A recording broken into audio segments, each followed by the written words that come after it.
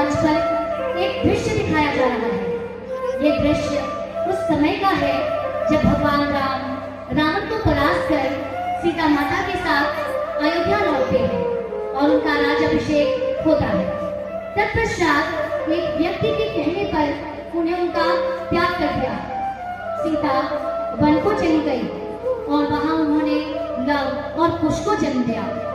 Love और कुश जो अब बाल्य अवस्था में प्रवेश कर चुके हैं, वो अपनी माता सीता की आज्ञा लेकर अपने पिता मर्यादा पुरुषोत्तम भगवान राम के राज्य का भ्रमण करने के उद्देश्य से अयोध्या आते हैं।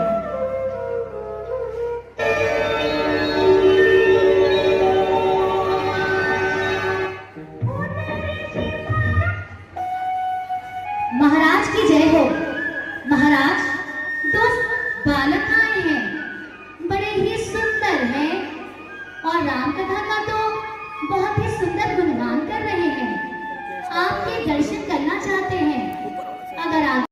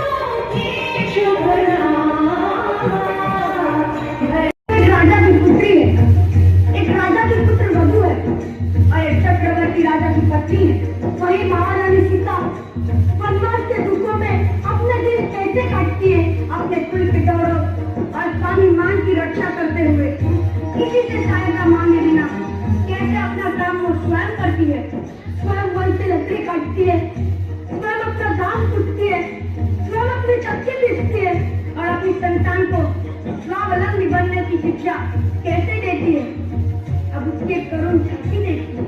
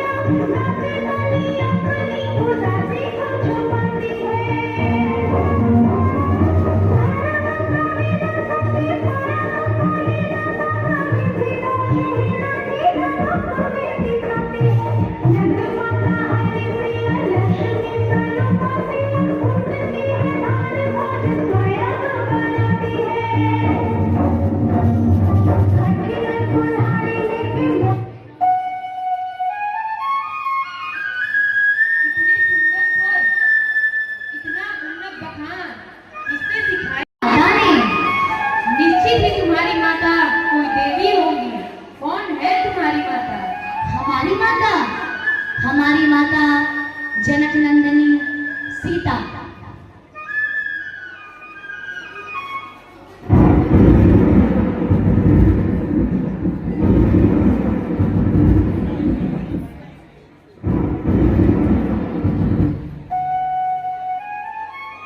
क्या तुम्हें अपने पिता के बारे में ज्ञात है? हाँ, हमारी माता ने हमें बताया है। क्या बताया है? यही कि मर्यादा पुरुषोत्तम भगवान श्री राम यानी आप हमारे पिता हैं। प्रणाम पिताश्री।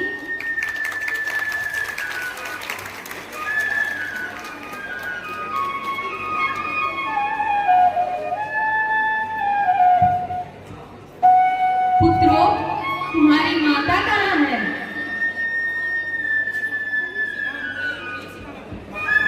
हाँ, हमारी माता यही है, हमारे साथ आई है। पर आज वो सीता बनकर नहीं आई, एक नारी बनकर आई है जो अपने अस्तित्व पर उठे सवालों का जवाब मांगेगी और इस सभा को जवाब देना होगा। जोरदार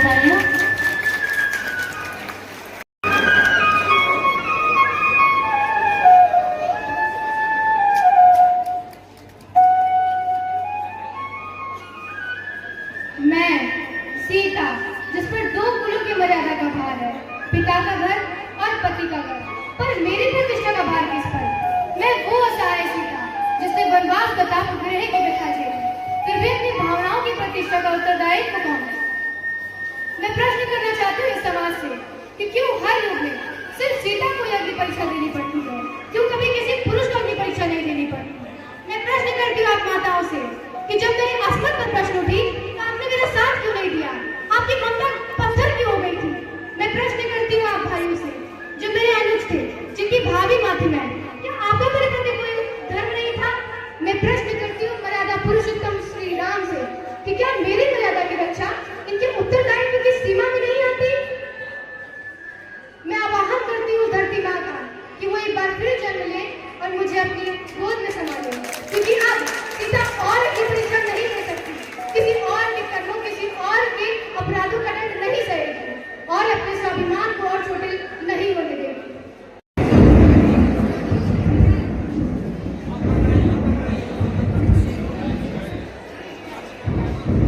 एक बार ताली बजाएं, धरती माँ आ गई है और अब ये सीता माता को अपने गोद में ले जाएंगी। चलो पुत्री, मैं तुम्हें अब इस धरती पर और तड़पता नहीं देख सकती। अब तुम कोई और अपनी परीक्षा नहीं दोगी। आओ मैं तुम्हें विश्राम देती हूँ।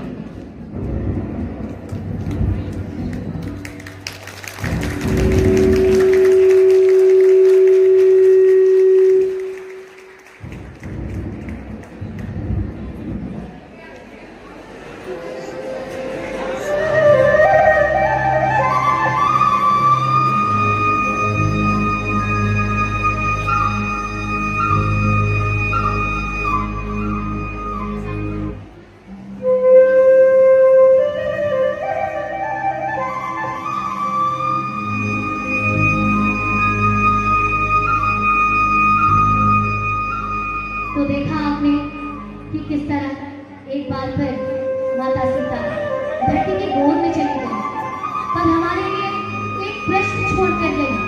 क्या हर युग में सीता को अग्नि परीक्षा देनी होगी?